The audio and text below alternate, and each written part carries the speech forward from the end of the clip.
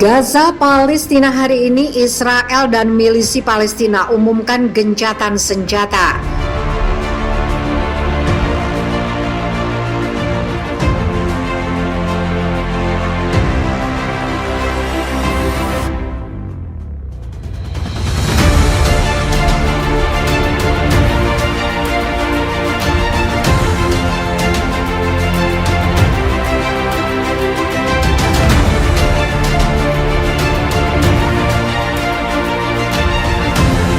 Israel dan milisi Palestina sepakat untuk melakukan gencatan, mengakhiri kekerasan terbaru di kawasan tersebut. Pengumuman tersebut disampaikan milisi Palestina dan televisi pemerintah Mesir pada Kamis 20 Mei, sebagaimana dilansir Reuters. Sementara itu, kantor Perdana Menteri Israel, Benjamin Netanyahu, menyatakan kabinet keamanannya dengan suara bulat mendukung gencatan senjata dengan kelompok milisi di Gaza. Gencatan senjata tersebut disepakati dengan suara bulat tanpa syarat yang diusulkan oleh Mesir. Kendati demikian, Israel tidak merinci kapan gencatan senjata mulai berlaku. Sementara itu, milisi Palestina dan Mesir mengatakan gencatan senjata berlaku mulai Jumat 21 Mei pukul 2 waktu setempat. Milisi Palestina mengatakan gencatan senjata tersebut akan menjadi hal yang saling menguntungkan. Perlawanan dari Palestina akan mematuhi perjanjian ini selama penjajah Israel melakukan hal yang sama, kata Tahir Al-Nono, penasihat media untuk kepala milisi Palestina Ismail Haniyeh. Presiden Mesir Abdel Fattah al-Sisi telah memerintahkan dua delegasi masing-masing dari Israel dan Gaza untuk bekerja demi menegakkan gencatan senjata. Dalam pidato yang disiarkan televisi, juru bicara sayap bersenjata milisi Palestina Abu Ubaidah mengatakan bahwa pihaknya dapat mempermalukan musuh. Dengan pertolongan Tuhan kami dapat mempermalukan musuh, entitasnya yang rapuh dan tentaranya yang buas, ujar Abu Ubaidah. Dia mengancam akan menembakkan roket milisi Palestina yang akan mencapai seluruh Israel jika Israel melanggar gencatan senjata atau menghantam Gaza sebelum jam pelaksanaan. Beberapa menit setelah milisi Palestina dan televisi pemerintah Mesir mengumumkan gencatan dan gencatan senjata belum berlaku, kedua belah pihak masih saling jual beli serangan. Sirine peringatan meraung karena adanya roket yang masuk di wilayah perbatasan Israel. Sedangkan seorang reporter Reuters mendengar serangan udara di Gaza. Seorang pria berusia 50-an terluka ringan akibat serangan langsung di sebuah pabrik di Israel. Pada hari Rabu 19 Mei, Presiden Amerika Serikat Joe Biden mendesak Netanyahu untuk menurunkan kekerasan. Sedangkan Mesir, Qatar, dan PBB berusaha untuk menjadi penengah.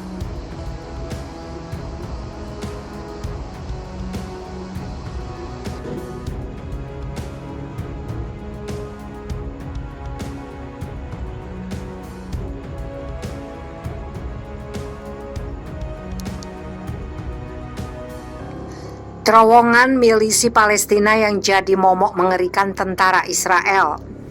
Terowongan milisi Palestina merupakan momok mengerikan buat tentara Israel. Pihak Israel selalu mengklaim telah berhasil menghancurkan terowongan-terowongan yang kerap digunakan milisi Palestina untuk melakukan serangan darat ke wilayah Israel secara tiba-tiba. Seperti yang diklaim oleh Israel Defense Force (IDF) pada 17 Mei lalu, di mana mereka mengaku berhasil menghancurkan terowongan milisi Palestina sepanjang 15 km. Terowongan sepanjang 9,3 mil itu kini tidak bisa lagi dipergunakan, tulis keterangan IDF dikutip BBC. Hanya saja seperti yang sudah-sudah, terowongan tersebut selalu ada dan tetap jadi senjata yang mengerikan milisi Palestina dalam melakukan serangan gerilya tiba-tiba ke pasukan Israel. Seperti saat milisi Palestina berhasil menculik pasukan tank Israel, Gilad Shalit, pada 2006. Saat itu hanya dengan mengandalkan 7 orang tentara milisi Palestina yang masuk lewat terowongan. 2 orang pasukan tank Israel tewas di tempat dan 1 orang diculik, yaitu Gilad Shalit. Terowongan milisi Palestina memang pertama kali dibangun pada 2006 adalah mantan Perdana Menteri milisi Palestina Ismail Haniyeh yang menginisiasi terowongan milisi Palestina. Ismail Haniyeh dikutip situs The Tower bahkan mengklaim terowongan yang mereka buat lebih luas 2 kali lipat dibandingkan terowongan yang dibuat oleh Viet Cong saat Perang Vietnam terjadi. Meski diinisiasi oleh milisi Palestina, sebenarnya terowongan tersebut sudah lebih dulu ada. Masyarakat Palestina menggunakan terowongan sejak tahun 1990-an untuk memenuhi kebutuhan hidup mereka yang terhalang karena blokade yang dibuat oleh Israel. Mereka menyelundupkan barang-barang kebutuhan dari negara yang bersimpati melalui terowongan tersebut. Terowongan itu baru ditingkatkan fungsinya oleh Ismail Haniyeh sebagai strategi perang melawan pasukan Israel. Dia menginginkan agar serangan ke Israel tidak hanya dilakukan melalui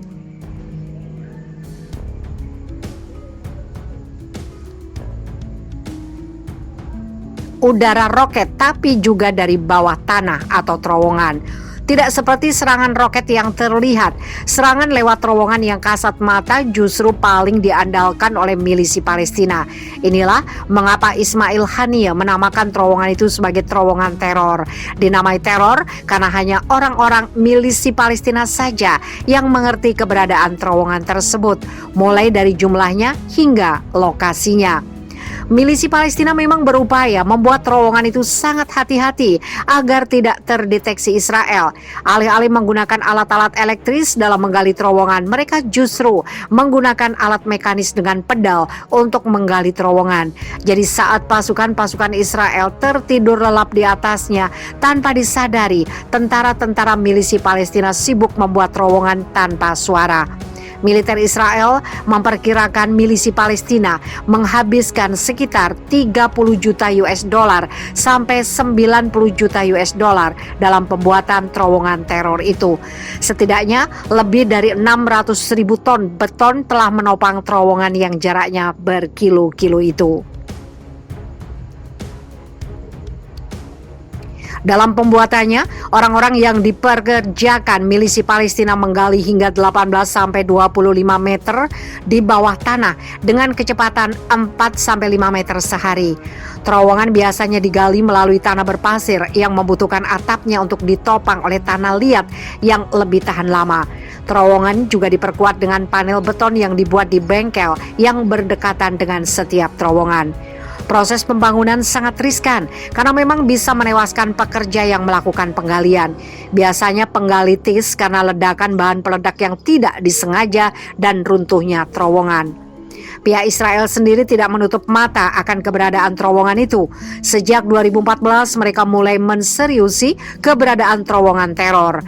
Berbagai teknologi mereka jalankan agar setidaknya mampu membuat sistem proteksi canggih seperti halnya Iron Dome atau kubah besi yang mampu menangkal serangan roket milisi Palestina di udara.